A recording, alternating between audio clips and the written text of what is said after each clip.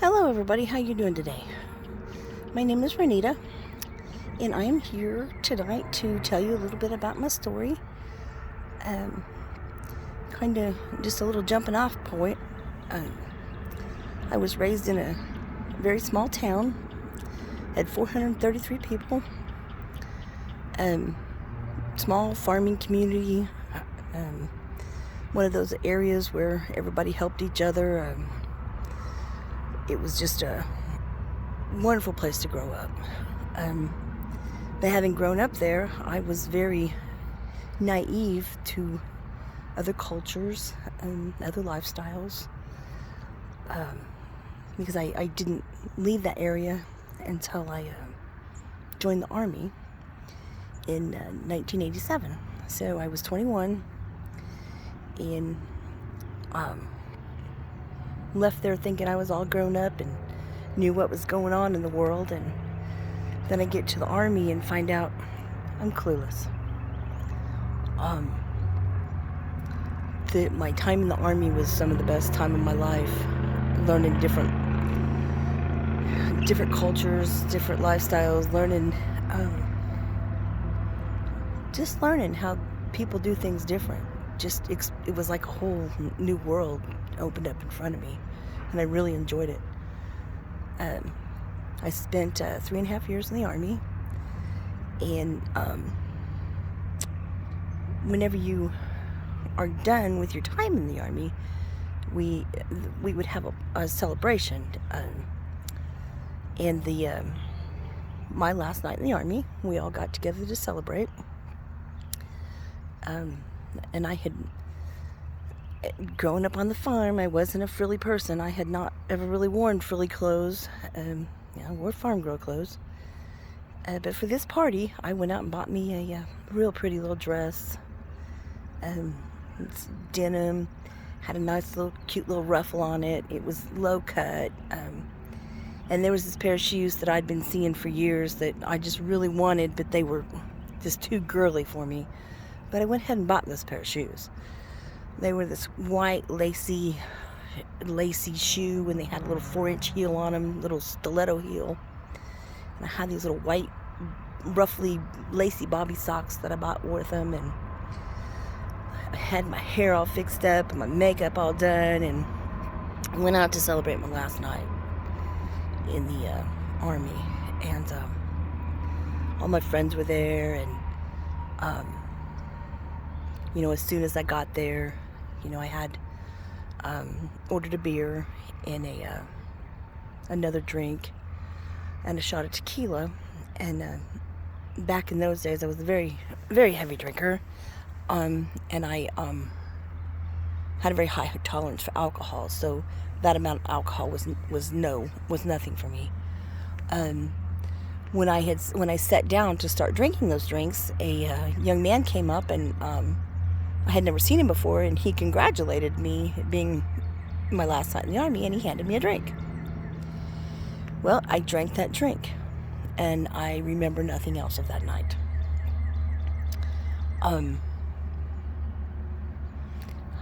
That would have been approximately 9 o'clock that night when that happened. At about 4:30, 5 o'clock in the morning, one of my friends finally found me. She found me, and I had been left on active railroad tracks. She got me up. She practically carried me to the parking lot, which was about 25, 30 feet from the railroad tracks. And as we were standing there in the parking lot, a train went by. I was meant to be dead that night. My first memories looking at myself, those pretty little white shoes were covered in blood. Those pretty little white socks were covered in blood and mud. My hair a lot of it was pulled out. I was cut up all over my face. My chest was bruised and scratched up and cut. I must have been drugged through a bunch of sticks and mud, because I was scratched up like I had been drugged through something. We had we had to hurry up and get back to the Army base because we had formation at 6 o'clock in the morning, and I had to be there to receive my exit paperwork and to get my last medal. When my first sergeant came out to call formation to give me my medal, he seen me and he started crying. I didn't even realize how bad I looked because all I had done was run into my apartment, change my clothes, and get to there. He stopped the formation. He took me into his office. He showed me what I looked like, and he proceeded to clean me up.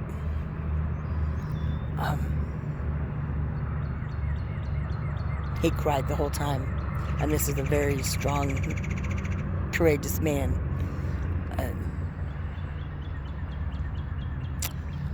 He got me all cleaned up. I said my goodbyes. I finished packing my stuff, and I left Fort Knox, Kentucky. That was June 30th, 1990. I got home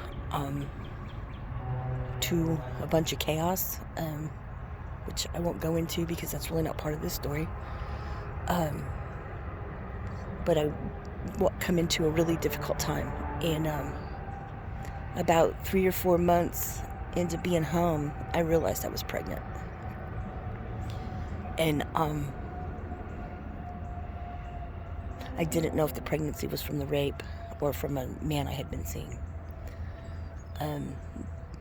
Pretty sure it was from the rape, but I don't know.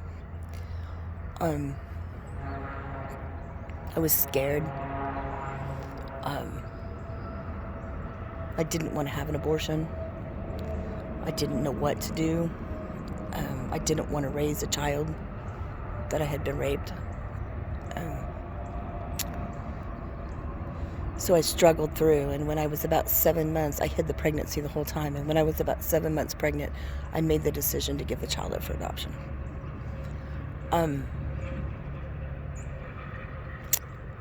Which to this day I believe was the best decision I could have ever made.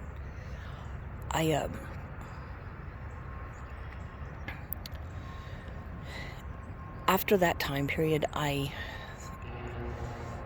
really went to an all-time low.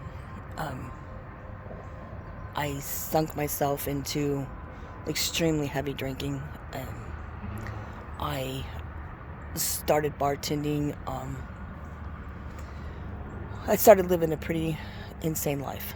I didn't like myself. I didn't want anything to do with who I was. I felt totally hopeless of ever having a normal life. I don't remember the actual rape, but the way I felt and the way I looked and the embarrassment and the blaming myself for how I was dressed, and that I shouldn't have been out drinking, and that I should have never been wearing those cute little stiletto heels and that low-cut dress. You know, if I hadn't have been doing those things, that wouldn't have happened to me. And that just rolled through my head, and I became a very, very angry woman. I hated everything and everybody. The alcohol stopped numbing the pain, so I started using a lot of drugs. The drugs didn't work. Life spiraled down. I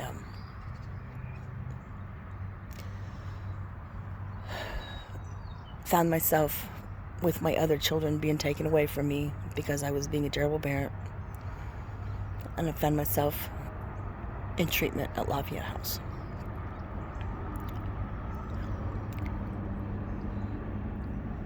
It was then, while I was in treatment at Lafayette House, that I finally started going through the process of looking at what really happened. Looking at what my part was in the situation. And I didn't go out asking to be raped. I didn't go out asking for that.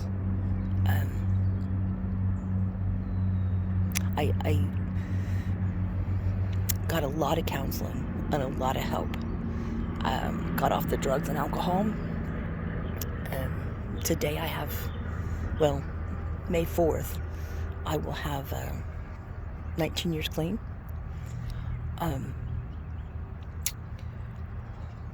I was able to start working at Lafayette House in 2003, and I worked there for 17 years.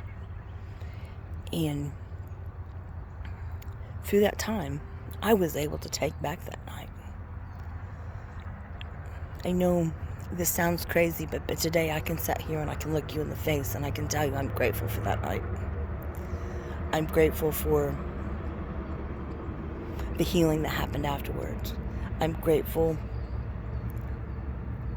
for being able to tell my story to other women.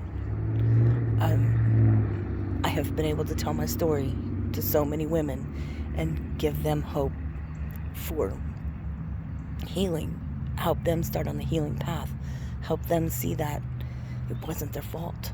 You know, no matter how bad you think you are, and no matter what other people say, and no matter what the person that hurt you said to you, it's not your fault. You didn't ask for that. You did not ask for that. I don't like this social distancing because I know somebody listening to this right now needs a hug, and I would really like to hug you and tell you it's not your fault. Seek help. You know, Lafayette House has an awesome program for sexual abuse.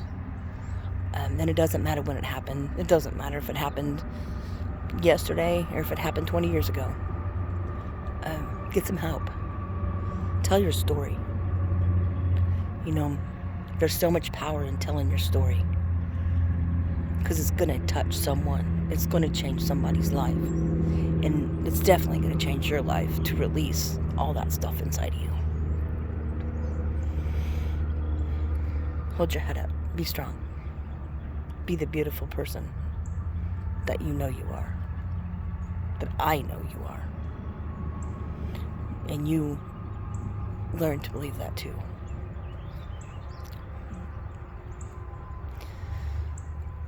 Take back the day. Take back the night. Take back your power. Don't let that individual have power over your life anymore. Don't let them win. You deserve a life filled with love and happiness. Thank you for allowing me to share my story, and here, pretend like I'm hugging you, because I would just love to have a hug right now. This whole social distancing thing is really hard on us huggers, I'm telling you. But God bless you. I love you. Have a great day. Thank you.